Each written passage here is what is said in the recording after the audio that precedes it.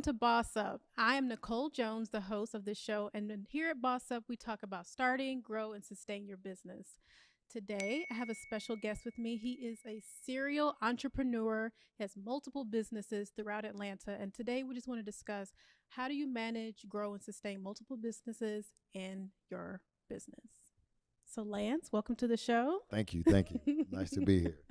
So I want you to give a brief introduction because I mean you have quite a few businesses that you have That's here, correct. That's correct. and you're managing them well. And Hopefully, they generating revenue. right, that is you have a business. That's correct. That's correct. And one of the things that I really want to drive home with this particular show is being able to show our audience, tell our audience what's important about starting your business, how to grow, and how to sustain. And because you not only have one but multiple, I'd like to at least give like a brief introduction to what businesses you own, and we'll go from there. Okay, great, great. My primary business is home improvement and property services. That's just generating management for people in their daily activities. Most homeowners are faced with different type of challenges in owning their home, especially a new time home buyer. So a lot of times they just don't know anything about the house. So that's how I started that business. Of course, the landscaping that correlate with owning a home, a trucking business because you see what's happening on the highways daily, Yes. Amazon and things of that nature. So one of the key things that I consider when I think about starting a business is what I see and what I also see needing support. And so you can determine, and are you passionate about it? If you Yep. can see a loophole in society that you think you can help with and in process generate some revenue, then you consider starting that business. So that's how I got into most of them, and being passionate about whatever area you want to be in. Don't try to go into computer business if you don't know anything about interest. a computer. Yeah. It's just Yeah. going to spin your wheels. So you were able to essentially identify the gaps in the market and Correct. figure out, this is something I see as a gap. This is where I feel like I can best serve in these different areas. How can I now, create a business around this particular need? Correct. The biggest thing is, are you good at what you're starting? Yeah.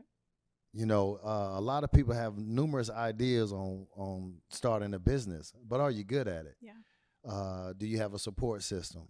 What's it going to cost? You and I talked about cost and what am I going to need? My licensings, my insurance, those things right there can slow people down in their process of starting business. A business. A lot of people say they have a business, Yep. but they don't have anything registered with their respective counties and their licenses and their insurance. So That part scares me. yeah, it happens a lot. It happens a lot, and Yeah. and they're not able to get to the loans from the bank, the line of credit for their business.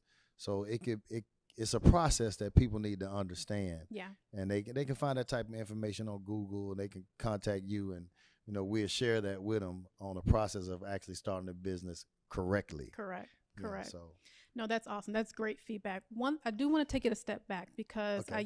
I introduced you as a serial entrepreneur. correct. Some people that are listening to this show may not know what that actually is. So I'm going to, because we hear the term entrepreneur so often, we That's know, correct. okay, that means you are a business owner, you're self-employed, or you might be working a 9 to 5 still with a business on the side, working as an entrepreneur. That's correct. All those apply. Serial entrepreneur means you have multiple entrepreneurial businesses. That's correct. You discussed, a few of those. How many do you have in total? About five. 5. About 5 different ways 5. that I make money. Yes, yes.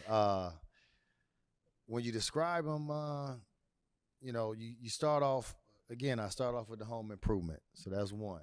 I love to go to sports, so I decided to start a ticket broking. That's 2. Then I was doing the landscaping and property management. So as society grew with the Airbnb, guess what? More people were turning their rental properties into Airbnb. So that grew. And then as of recently, as a month and a half ago, my brother and I just started a Logistical Solutions, which is a transportation company. Wow. So again, because we see a gap in the market and we just trying to get in there. Fit So in. when you start talking about serial entrepreneur versus like you said, a 9 to 5 that has a business, both the same, but just I have more than one. Yep. you Yep. know, No, that's so. very true. That's very true. So let's go a little bit deeper into you actually going into these businesses. Something that you mentioned earlier, I think, is really key. And you mentioned it's important to have a passion for these different areas. You don't Correct. go into starting an entrepreneurial business because it happens to be the next trend, it's the Right. next fad, and Right. everybody's doing it. Everybody wants to start an eyelash business or something. It's Right. like, Right. oh, let me get into that because it seems lucrative. But if you have literally not made way into that space at all, you don't even wear makeup, Right. you have no interest in that space, it may or may not be the best idea for you to go into those different areas. Right. Right. So when For you, you, yeah, I want to I'm get sorry. to like for you, when you went into these different spaces, you had some sort of interest in gaining more perspective and sharing that knowledge in these areas. Right. Right. When you break them down, like I said initially, as a boy growing up in the South, you cut grass, right? I can remember being a young man, and me and my buddies get together, grab a lawnmower, and knock on door to door, and we would cut the grass for $6 and $7. Now, of course, that was many years ago, and you come to today's society where you have a lot of digital age young men. So your 14 and 15-year-olds, for the most part, they're savvy in telephones and things of that nature, but they're not doing blue collar work. They're not cutting grass. They're not washing cars. Those are, you see them out in society, right? You see car washes and landscaping trucks go by back and forth. So me having done that also let me realize that, hey, it's a lot of work out here. Yeah. There's a lot of people out here that don't cut their own lawns. So I done it as a boy. My family used to tease me because I was the cousin that's always in his own yard. So I started a business. So I already had the passion. So, and that's important when you're going out there, because you're not out there chasing money. You're chasing your passion, and the money will come. And everything that you do, if you decide to start a business and you want to chase money, you're going to lose. You just be passionate about whatever you're doing, and then you're gonna sustain success. If you look at all the successful things and the people that you see on TV, the digital guys, the telephone guys, the Uber guys, they're extremely passionate about that thing. Yeah. They sleep it, they eat it, they drink it, they do it every day. That's all they talk about. Oh, here come Eddie. He gonna talk about some grass. He gonna come talk about selling me a ticket. Now, many years ago, it was difficult for me to go out there and try to solicit work. You get 6, 7 years, 8, 10 years in that. You don't do that anymore. People ring my telephone. Yep. Say, hey, I heard you cut grass. Hey, I heard you got tickets to this. Hey, you got this. And it's just that quick. You got to be passionate. Yeah. It's going to show in your work. It's going to show in everything that they do. So I encourage people to start with what they like. If you like to cook and everybody says your cooking is good, start right there. Yeah.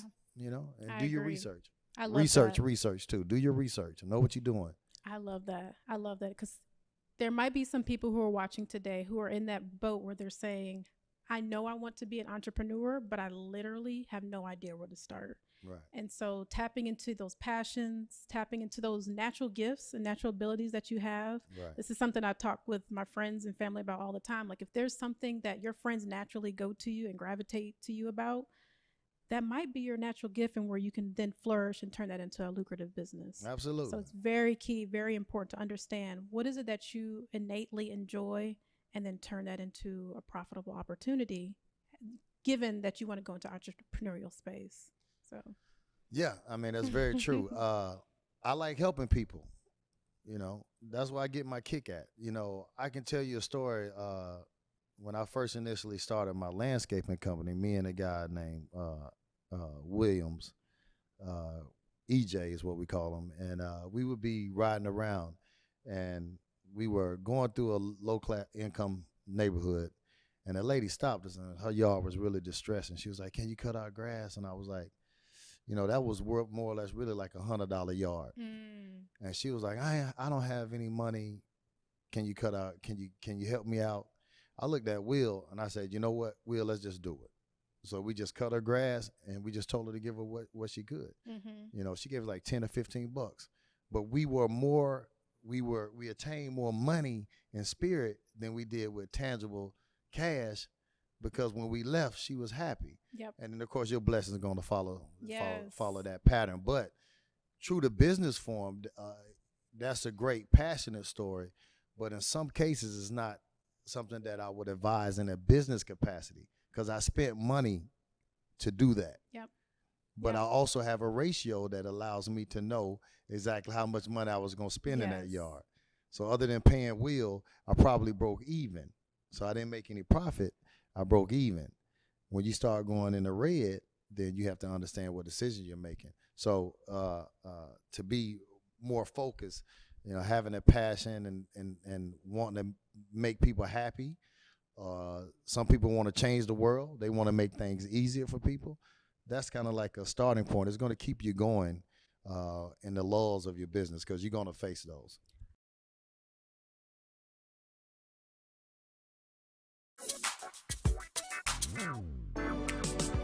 What you're looking for, everybody here on the whole TV. What you're looking for, what you're looking for, everybody here on the whole TV. What you're looking for, whoa. Welcome to the whole TV. Freedom. It's at the core of who we are. The freedom to live without fear, to jog where we please, to wear a hoodie. The freedom to breathe. Before we celebrate the freedom most Americans have, we must fight for the freedom all Americans deserve. Because all lives can't matter until Black lives matter.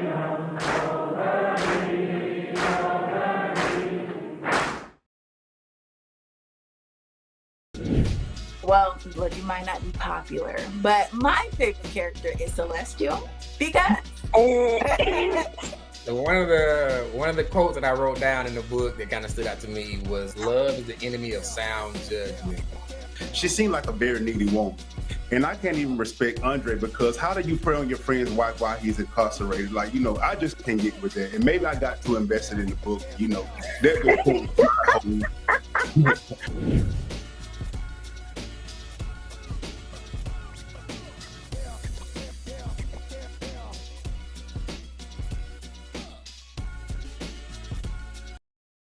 I love that story. That's perfect. It's a great segue into, I want to talk more about the financial piece in business and how to operate that. But what you just spoke to essentially gives weight to if the old saying, if you were to actually do something for free, what would that actually be? That was somewhat in the same reign of, this correct. is what I would do because I passionately enjoy helping people and what I do in terms of landscaping. Right. Something that's really key, that what you just said, was the ratio. You knew, this lady, she didn't necessarily have the funds to contribute the $100 for landscaping, which is what I would typically charge. However, it was the giving aspect, but you also, from a business sense, knew I had enough capacity to do this based on what she could give me. Correct. You knew your numbers, essentially, is what it boils down to. How do you, as a serial entrepreneur, balance multiple businesses and the financial piece across all of those? Well, you do your research. You stay current on trending pricing fluctuation. Like with the transportation business, know how diesel costing you per mile, so forth and so on. If you're baking cakes, how much your eggs cost, how many eggs you need per cake. Yep. And you break that down all the way to the lowest level. There's no level lower. If it costs a penny and you pay a penny every week, you need to have that 4 cents on your monthly finance document. You can't go wrong with that. And so when you're starting a business, it's important to know because so many times, depending on like in home improvement area, you want to do well. I give you a live example. When you start talking about budgeting, you have a gentleman that works for you. His typical pay might range from $150 to $200 a day. You got a job that's going to take you 3 days. His pay is $246. Whatever you quote that lady or that gentleman, it's got to be more than $600 because you already know you're going to pay $246 to this gentleman. Exactly. Got to bake in that margin, essentially. Right. Yeah. So when you're breaking down your business costs, you know exactly where you need to be, where your business needs to sustain. If you had to go on a percentage, I would tell people the business and myself are going to take half. The employees are going to take the other half. So out my half, the business fluctuates. Sometimes the business might take my whole half. You know, if you running something with expensive equipment and your equipment goes down, you're gonna lose your whole half. But if you run good, then you take care of your stuff. It should be, at the end of the day, you should start looking at about just that: a 30% going to your employees, a 30% going to yourself, 40% going to the business. Even though it breaks down at 50 and 50, the pendulum is gonna swing a little bit, but you controlling that. So you got to know your finances when it comes to your business. No, that's so key. Very critical because it shows if you actually have growth in your business. You could be running your business for 5 years, but if you don't know your numbers, you could literally be running into the ground. Right. I think another natural question behind that is what tool? Oh, go ahead. Just keep in mind, the IRS is tracking you. Yeah. They at only the gonna door. let you, and when you say for 4 or 5 years, they only gonna let you lose for 5 years. Yeah. You Yep. know, If you're not generating income, if yes. you're not generating income, Yes. you got a limit. See, that's things that people need to research. Yes. So when you do your taxes and you saying, "Oh, I spent 50,000, made 50,000, so I didn't make any money," you got about 5 years to get that together, and they're gonna come knocking on your door. Great point. So, Great point. But I'm sorry. No, go ahead. That was good. That was a good added input because speaking of tracking, what tools and resources do you use to help manage multiple businesses in the financial space? I mean, depending on the type of business you have, it's going to dictate that. Whether people want to use, I don't want to be a advocate for a platform or something like that, but you got several different, QuickBooks type programming that you can put on your computers that'll manage your finances. Your personnel, you got you got companies, again, I won't say the name, but you got companies that you can solicit and pay them a fee. They'll take care of your payroll. They take care of all that for you. The management, invoicing, just depending on how your business is growing. And of course, I encourage that. Yep. Because it can get to the point where it's overwhelming. One of the challenges that a lot of limited liability companies faced during this pandemic was that they weren't entitled to some of the revenue that was given out. The PPPs and things of that nature, they were missed initially because they didn't have a financing agency that was turning their paperwork in. Of course, the government came back and revamped it, and of course, they were able to get some help for their payroll. But using those type of organizations ensures a lot of times that you're going to be qualified. Exactly. If you don't have a business account, you're not going to get a business line of credit. You have to. Most people don't check those boxes. They start a business, they make a few $100s here and there, and they think they're off to the races. You got to show the big boys with the money that you're making money, so they can give you more money, so you can make more money. Don't forget what we're doing here. Yeah. We're trying to build something. When you get past the passion, when you get past the love you like for doing whatever you're gonna do, you got to make the money. You got to get that ball rolling. In order to do that, you got to follow the guidelines that they have. Exactly. Secretary of State, license, bank account, insurance, production, deduction, profit. And then from there, you moving forward. There's so many businesses out there. Yeah. There's so many things people do. Real estate, you see them popping. You see everybody coming up and down with it, right? You see them, boss up. They bossing up out there. But they sometimes you see them going around it, pop-up shops, the latest trend, which is great. That is, yeah. You see all these different things. What does your paperwork look like? Yeah. I think that's a good trend that we've been talking about in each part of which you've been able to share. The track record is you need to have documentation. Absolutely. You need the paper trail to show that you are a legit business. Starting out, you just trying to get your bearings. You're trying to get the research in terms of how should I register my business, the license, the state, the county, the bank account, so on and so forth. But even after you do that in those initial steps, you still have to have that track record to show that you are being a legitimate business. Right. And you got, I failed to mention that I came up with a male product line, a beard, cream, and, facial, and something that I've been working on. Okay, come about on, male 4 or product 5. line. Yeah. NV products, and again, I saw something there. I saw the men trending with the beards, Everybody was wearing the beard. They started going to facial hair being more societal acceptable. Yep. And in that process, I went to Walmart and I went to that section, and there wasn't that many choices. So keeping in mind that when you want to encourage people, so you guys out there that want to start a business and you think there's plenty businesses out there, there's always room for one more. You know, Always. there's always room for one more. Yes. They you hear got that room often. for you. So Yes. Yes. go ahead and give it a shot, and each person has their secret. You know, so just follow people that are doing it correctly, that are generating revenue. Don't follow somebody off a cliff. YouTube is a great source for whatever business. And I tell you another thing, I will actually go on YouTube. See, if a person say they want to own a business or do something, they want to be this way and that way, and they're not doing their research, don't even talk to them. You can start with YouTube, hours upon hours on each subject. 2 nights ago, I'm looking at transportation videos. I'm watching the guy drive a truck across the country. Yeah, In awe. yeah, just watching. That's what they call YouTube University, because Yeah. you literally use it as your crash course into what yeah. you're trying to get You got into. to do that. So something, I'm going to take it back a little bit. Something Okay. you mentioned earlier when we were talking about the employees being Right. able to have that team behind you, that support system, I think is what number you one said asset. specifically.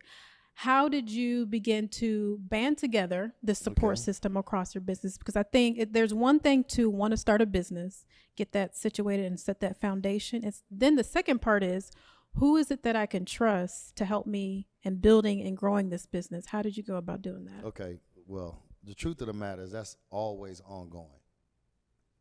It never stops.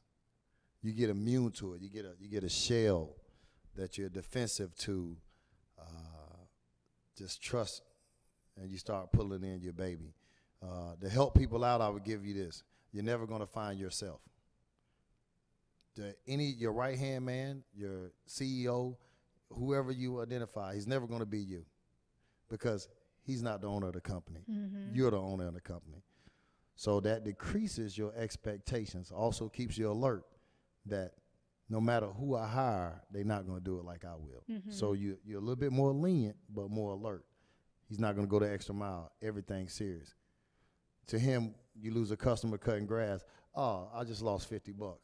To me, as a business owner, I'm saying, yeah, but I cut a yard twice a month for 9 months. You lost $50. I lost 900. You know, but he's not me, so why would he think that way? So when you go to the personnel management piece, you know, it's America.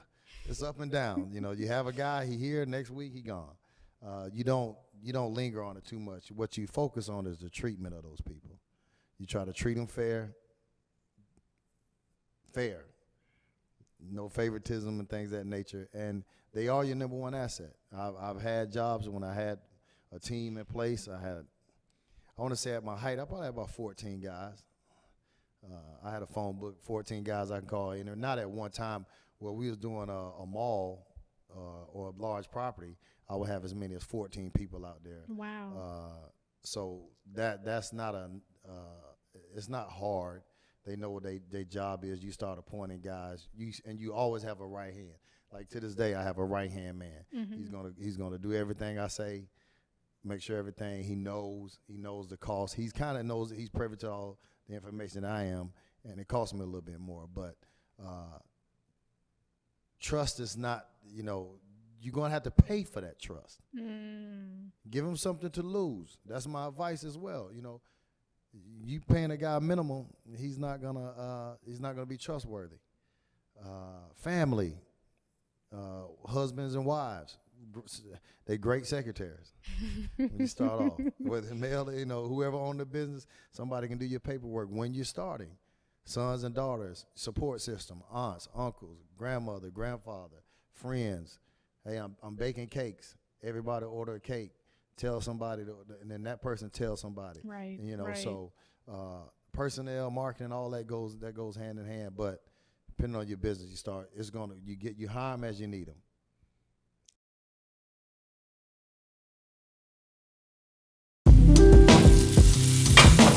We're back on our Thanksgiving installation.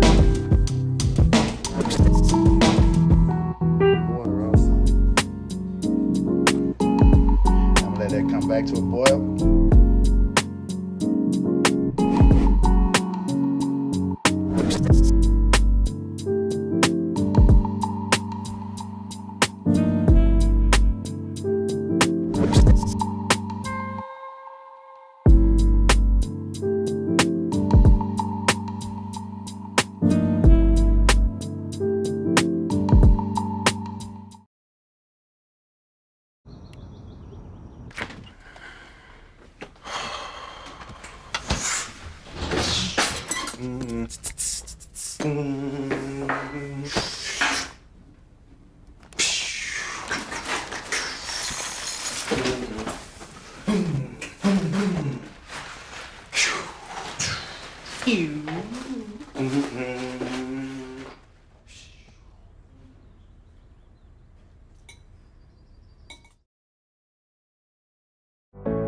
If you're having a large event with people of mixed vaccination status, there are a few different things you can do to keep Thanksgiving dinner safer. No one's safe. In this case, when it comes to holiday gathering, there are not safety in numbers. Referring to people that you have actually been around during the pandemic, people that might not be directly a part of your household, but you're familiar with their behavior. They are also taking the same precautions that you are. You know, having small gatherings with that group of people is considered safer.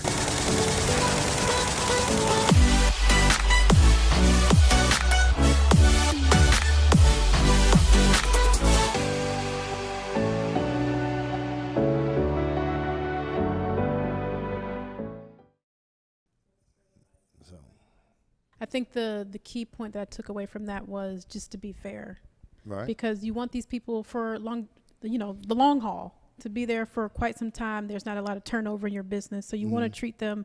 You want to keep the financial aspect top of mind because it is your business and you want it to be lucrative.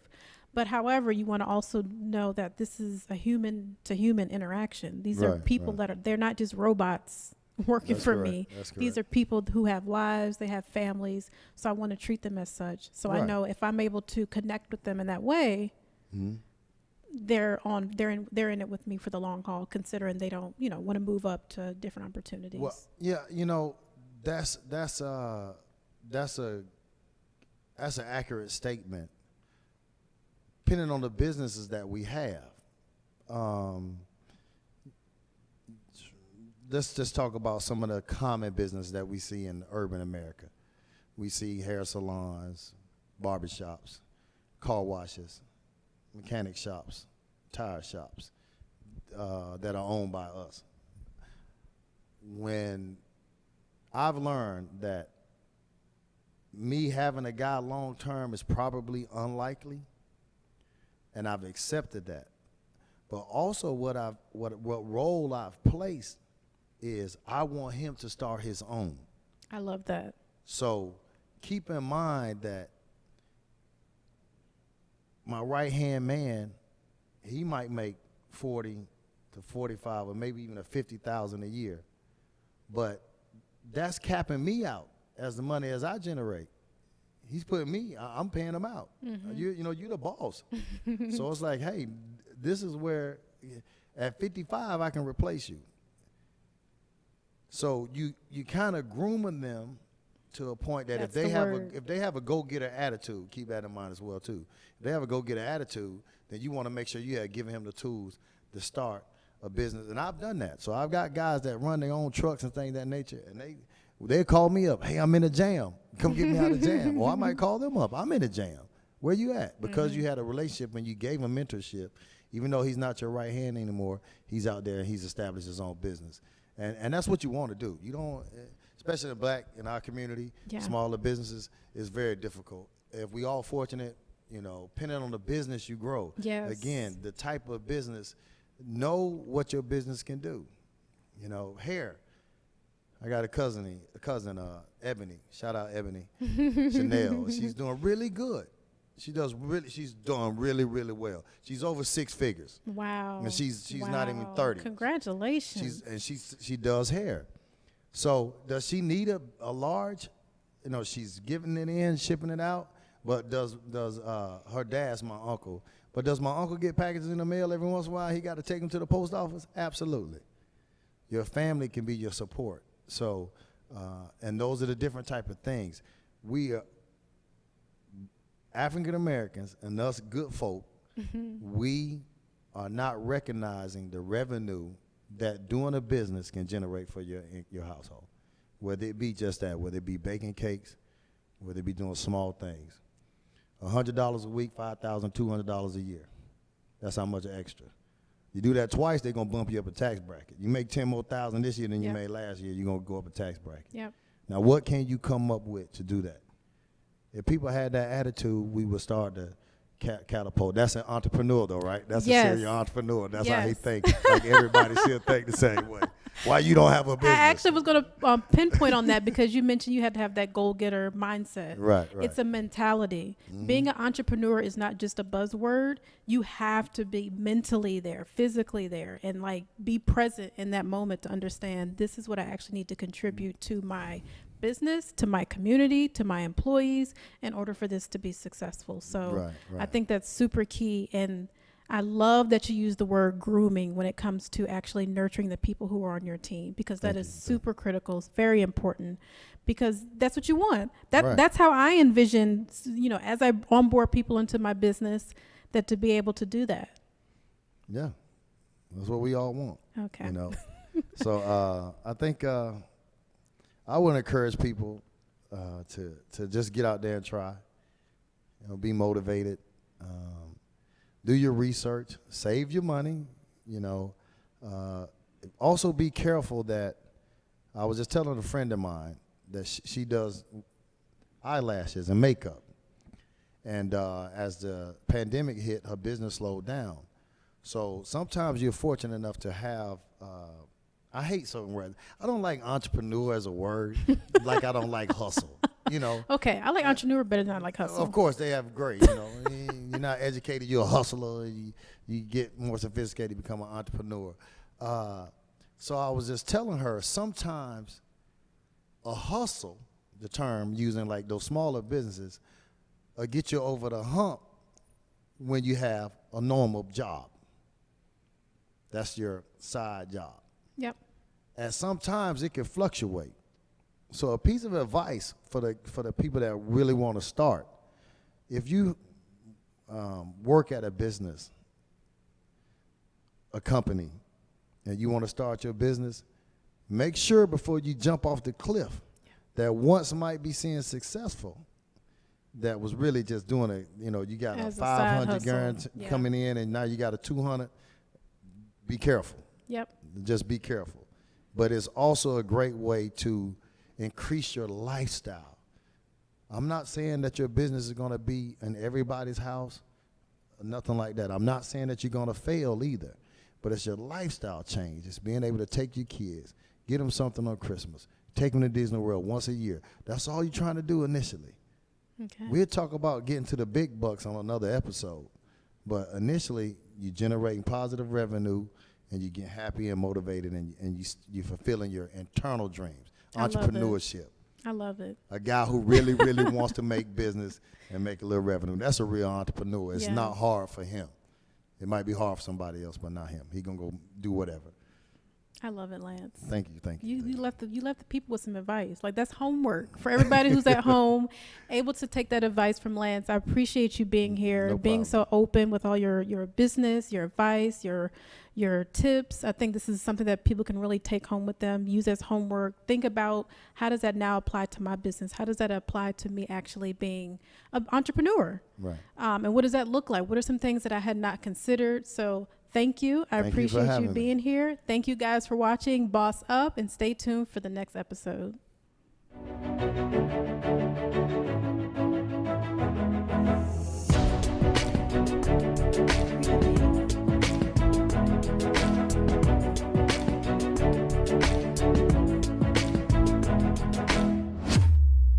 Thank you.